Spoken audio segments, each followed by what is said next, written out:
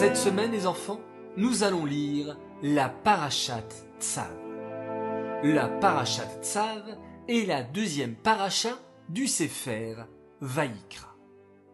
Dans la Parashat Tzav, nous apprenons les lois des Kohanim.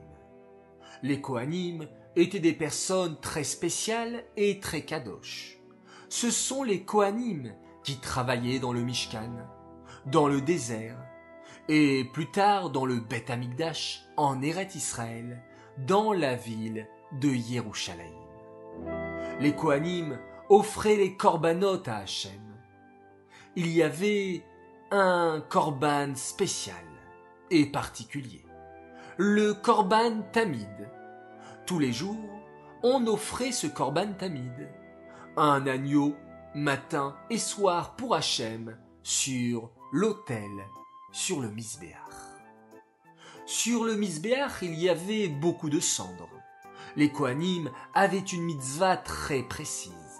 Tous les matins, un Kohen était choisi pour enlever les cendres du Misbéach et ainsi nettoyer le Misbéach pour le prochain korban qui serait offert dessus.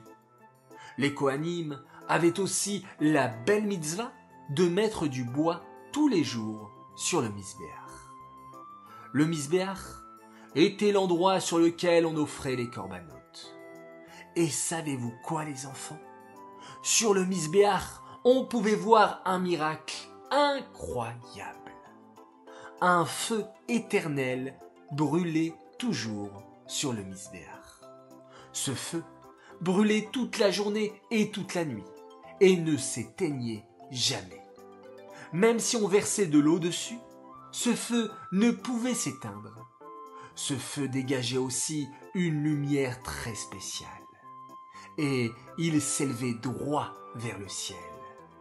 Même si tous les vents du monde se mettaient à souffler, ce feu restait droit quand il s'élevait vers Hachem. Ainsi sont vos tfilotes, les enfants. Comme ce feu éternel, vos tfilotes montent directement au ciel, tout droit vers Hachem. À l'époque, les enfants, si un homme avait échappé à quelque chose de très dangereux et qu'Hachem l'avait sauvé, cet homme devait offrir un korban pour remercier Hachem. Ce korban de remerciement s'appelait le korban Toda.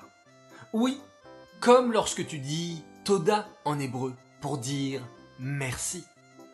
Si un juif avait été libéré de prison, ou s'il avait guéri d'une très grave maladie, ou encore s'il avait traversé la mer ou le désert et qu'il s'en était sorti sain et sauf, alors il devait offrir ce korban Toda, le korban de remerciement.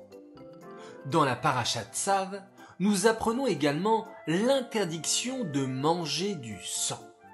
C'est pour cela que les mamans vérifient toujours les œufs avant de préparer un gâteau ou une omelette. Enfin, pendant 7 jours, Moshe Rabbeinu va apprendre à Aaron, son grand frère, comment être un Kohen Gadol. Voilà les enfants, vous avez bien écouté le résumé de la Parashat Tzav. Bravo à vous et Shabbat Shalom.